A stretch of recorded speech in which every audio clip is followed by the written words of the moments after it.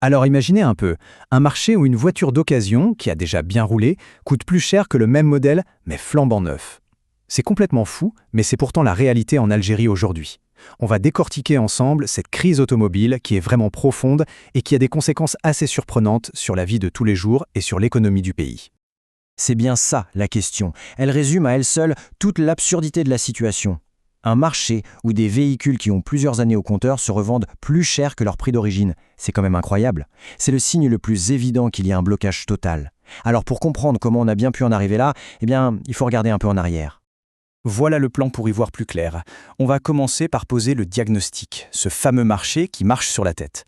Ensuite, on va creuser un peu pour trouver les racines du problème, le vrai point de blocage industriel. Après ça, on verra la stratégie qui est sur la table, en 3 parties. Et on terminera en regardant vers l'avenir, vers l'industrie de demain. Allez, on attaque. D'abord, les symptômes. Concrètement, qu'est-ce que ça veut dire, cette crise, au quotidien, pour les gens et pour l'économie algérienne? Bon, le nerf de la guerre, il est là. Il n'y a quasiment plus de voitures neuves disponibles. C'est une pénurie vraiment très très sévère. Et mécaniquement, qu'est-ce qui se passe? Tout le monde se rue sur le marché de l'occasion, l'offre et la demande. Résultat, les prix ont littéralement explosé pour atteindre des niveaux complètement irrationnels. C'est une situation qui est devenue juste intenable. Et attention, ça ne touche pas que le portefeuille, loin de là. Les conséquences sont beaucoup plus larges. Un parc automobile qui vieillit, et qui vieillit dangereusement, ça veut dire plus d'accidents sur les routes et bien sûr plus de pollution. Et puis il y a l'économie. La mobilité, c'est un peu les artères d'un pays. Si un artisan, un transporteur ne peut pas changer son véhicule, c'est toute l'activité économique qui se grippe. Ok, maintenant qu'on a vu les symptômes, on va essayer de comprendre la maladie. Comment est-ce que cette situation a pu s'installer?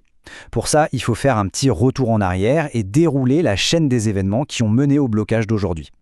Alors, tout commence vraiment en 2017.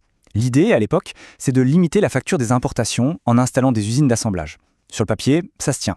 Sauf que le modèle ne prend pas. On se rend vite compte que c'est juste de l'importation déguisée, on ne fabrique quasiment rien sur place. Arrive 2019, le tournant. Le gouvernement dit stop et met un coup d'arrêt brutal à tout le système. Fini les usines de montage et on gèle les importations. C'est le grand arrêt. Et ça va durer plusieurs années, en créant un vide immense sur le marché. Du coup, quand on essaye de redémarrer timidement en 2022, la demande accumulée est tellement énorme que c'est juste une goutte d'eau. Et là, ce graphique, il parle de lui-même. C'est saisissant. D'un côté, on a un besoin, une demande qu'on estime à environ 350 000 véhicules par an. Et de l'autre, la capacité de production dans le pays qui, à terme, vise 90 000 unités. Alors oui, c'est un début, mais le compte n'y est pas du tout. L'image de la piscine qu'on essaye de remplir avec un petit verre d'eau est parfaite ici.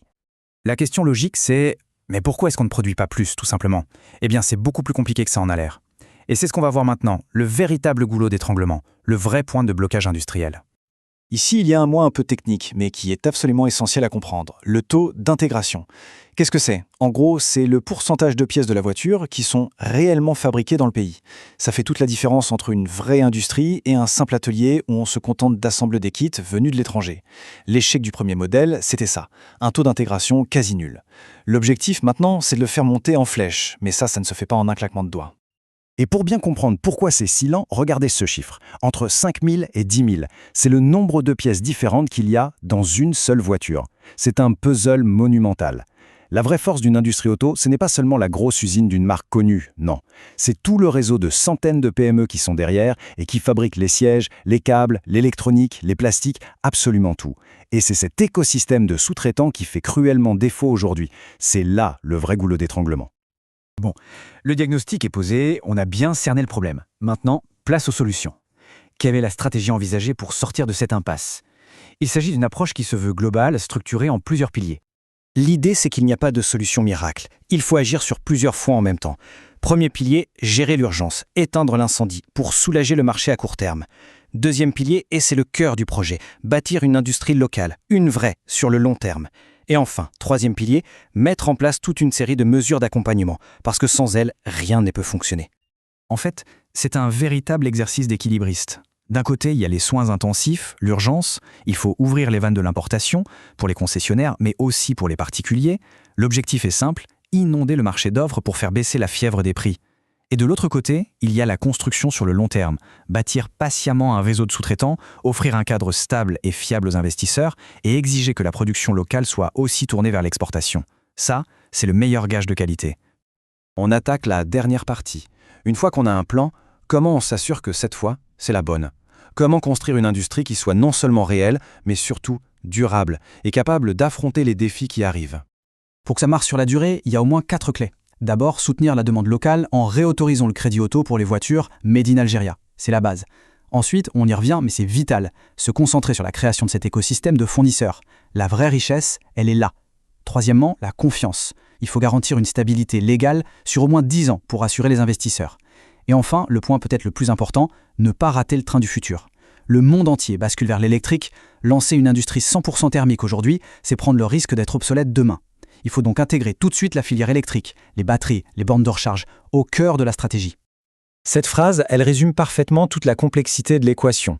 C'est un paradoxe. Il faut accepter une solution à court terme, l'importation, qui semble aller à l'encontre du but final.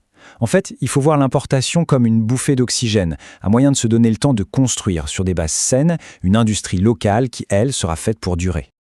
On termine donc avec cette question, qui est vraiment fondamentale. Cette crise, aussi dure soit-elle, est aussi une occasion unique de repartir sur de bonnes bases. Mais le défi est immense. Il faut réussir à naviguer entre la pression populaire qui veut des solutions rapides et la discipline de fer, la patience que demande la construction d'un projet industriel aussi ambitieux. La réponse à cette question, eh bien, elle déterminera l'avenir du secteur automobile algérien pour les décennies à venir.